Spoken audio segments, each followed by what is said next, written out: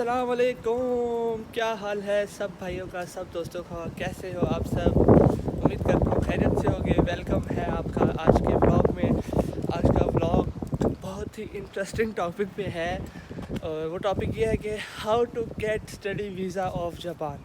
क्योंकि मुझे बहुत सारे Q&A आ रहे थे, बहुत सारे क्वेश्चन आ रहे थे व्हाट्सएप पे, इंस्टाग्राम पे, यूट्यूब पे, टिकटॉक पे। तो हर बंदे को पीछे पड़ा था, भाई कैसे मिला है, कैसे होगा, क्या होगा। तो मैंने कहा इस पर एक डिटेल वीडियो बना दूँ। तो पहले बात करते हैं मेरी कि मैं कैसे आया जापान, किस वीज़े के थ्रू आया, किस प्रोसीजर के थ्रू आया। तो मैं आया हूँ स्टडी वीज़ा पे, ठीक है। Study visa on a language course, Japanese language course. इसका प्रोसेस ये है कि पहले 3-4 महीने आपको पाकिस्तान में स्टडी करनी पड़ती है, जैपनीज़ लैंग्वेज पढ़नी पड़ती है। फिर आपका एक टेस्ट होता है जो आपके स्कूल वाले, जहाँ आपका एडमिशन होना है जापान में, वो आपका टेस्ट लेते हैं और उस प्रोसेस के थ्रू गुजर के आपका एडमिशन हो जाता है। और it's not a too much difficult process, but आपके पास जो है आपकी स्टडी जेन्युइन होनी चाहिए। स्टडी जेन्युइन इस तरह है कि मिनिमम स्टडी आपकी होनी चाहिए। इंटर किया हो आपने, मैंने खुद इंटर किया हुआ था और मेरा इंटर में तकरीबन 2-2.5 साल का गैप भी था, लेकिन वो गैप हमने कवर कर लिया था। कवर हो जाता है, इतना बड़ा इशू नहीं है। कोई डिप्लोमा वगैरह यूज़ हो जाता है उसमें। दूसरा, बैंक स्टेटमेंट आ जाती है। बैंक स्टेटमेंट आपको तकरीबन 35-40 लाख आपकी बैंक स्टेटमेंट हो, 6 महीने पुरानी, साल पुरानी। उसके बाद आपका करेक्टर ठीक हो, पाकिस्तान में आपके ऊपर कोई केस वगैरह या इस तरह के कोई मामला ना हो। और उसके बाद आप कह लीजिए जी कि काम की क्या सूरत हाल है स्टडी वीज़े पे। स्टडी वीज़े पे आपको वीकली जो है ना 28 घंटे अलाउ होते हैं नॉर्मल डेज़ में, ठीक है। तो जब छुट्टियां वगैरह हो तो आप 40 घंटे काम कर सकते हैं। और जो मिनिमम वेज है जापान की इस टाइम पे जो स्टूडेंट के लिए है, वो तकरीबन 1100 से शुरू होके 1400, 1500, 1600 पर और। तो इसको आप कन्वर्ट कर लो पाकिस्तान के हिसाब से कि आपने महीने में क्या करना है, साल में क्या करना है। लेकिन मेन चीज़ ये है कि स्टूडेंट के लिए उस तरह काम करना आसान नहीं है जिनको ज़ुबान नहीं आती, क्योंकि यहाँ पे इंग्लिश नहीं बोली जाती। Again I am telling you, ठीक है। इंग्लिश के बगैर यहाँ पे, इंग्लिश के साथ बंदा यहाँ पे बेकार है। जब तक बंदे को यहाँ पे जैपनीज़ नहीं आएगी तब तक कोई जॉब नहीं कर सकता। हल्की फुल्की जॉब मिल जाती है कोई फैक्ट्री में इधर उधर आगे पीछे, लेकिन प्रॉपर जॉब जिसे कहते हैं आप, पक्की जॉब कि मैंने इस टाइम पे इस टाइम जॉब करनी है, वो जब तक आपको लैंग्वेज नहीं आती तब तक आपको जॉब नहीं देते। N5 N4 आपका होता है, उसके बाद आपको जॉब मिलती है। तो उसके अलावा लोग पूछते हैं कि ख़र्चा कितना आता है। तो जापान का इस टाइम पे अगर डॉलर के रेट के हिसाब से अंदाज़ा लगाएं तो ये जो लैंग्वेज स्कूल है इसकी फ़ीस के हिसाब से तकरीबन 28 लाख, 30 लाख, 25 से 30 लाख मिनिमम ध्यान में रखें आप, टिकट वगैरह करवा के, ये वो सब कुछ करवा के। और इसके अलावा भी बहुत सारे ऑप्शंस हैं जापान आने के स्टडी पे। मेरे पास तो ये ऑप्शन था, लैंग्वेज कोर्स था, मुझे और गाइडेंस नहीं थी या पता नहीं था, ठीक है। तो आपको मैं बता रहा हूँ कि जापान आने के लिए आप यूनिवर्सिटी में एडमिशन ले सकते हैं। पूरे जापान में इस टाइम यूनिवर्सिटियाँ बन गई हैं जो सिर्फ़ और सिर्फ इंग्लिश कोर्स में पढ़ा रही हैं, ठीक है। टोक्यो यूनिवर्सिटी, कोबे, नागासाकी, यामागासाकी, ये सब सब शहरों में ना, छोटे बड़े शहरों में यूनिवर्सिटीज़ हैं जो स्पेशल स्टूडेंट्स को अब्रॉड से कलेक्ट कर रही हैं, इंटरनेशनल स्टूडेंट्स को जो इंग्लिश में कोर्स पढ़ा रही हैं, ठीक है। और वो स्कॉलरशिप्स भी देती हैं और उनके पास बहुत सारे उनके पास ना मतलब सब्जेक्ट्स हैं जिनमें आपको वो डिटेल वाइज पढ़ाएंगे, ठीक है। तो वो भी प्रोसेस बहुत अच्छा है, बहुत आसान है।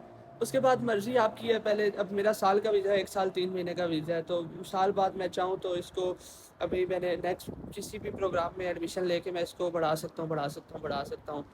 उस बीच में आपकी कोई भी सेटिंग हो सकती है, कुछ भी आप कर सकते हैं, काम आप कर सकते हैं, सब कुछ कर सकते हैं, वो अप टू यू है। ज़ाहिर बात है जब बंदा पहुँचता है, आ जाता है, तो रास्ते खुद ब खुद बनते जाते हैं, खुलते जाते हैं। जब तक पाकिस्तान में हो तब तक बंदा सोच ही सकता है।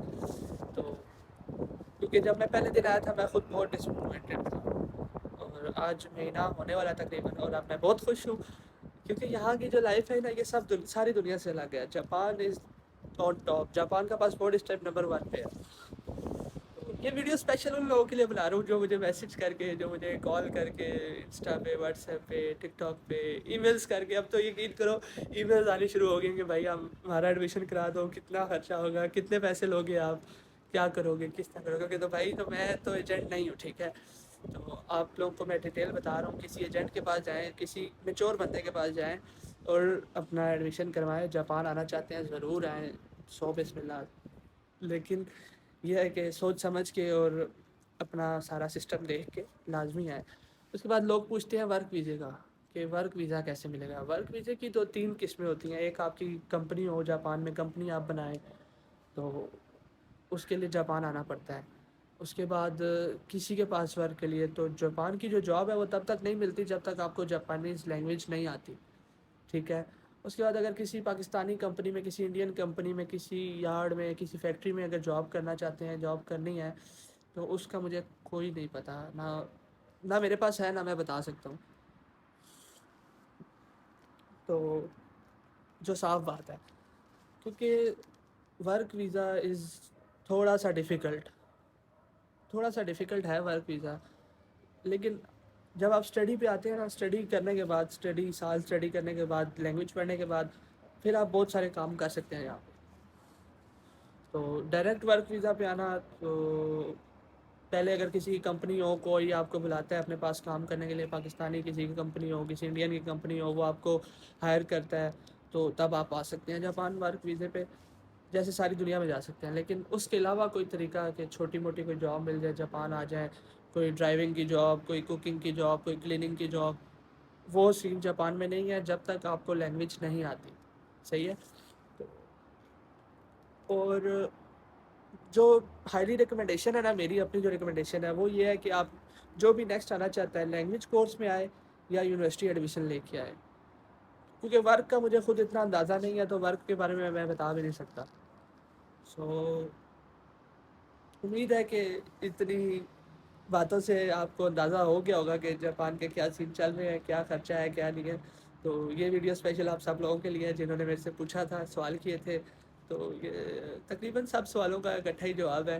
تو اگر سمجھ آ گئی ٹھیک ہے، نہیں آئی تو بھائی میسج کرو ضرور کرو، کمنٹ کرو ضرور کرو، لیکن کسی جنرل کویسچن پہ کرو کہ بھائی اب ہم آنے والے ہیں یا ہمارا یہ سین ہے. اب یہ کوئی ضروری چیز ہوتی ہے.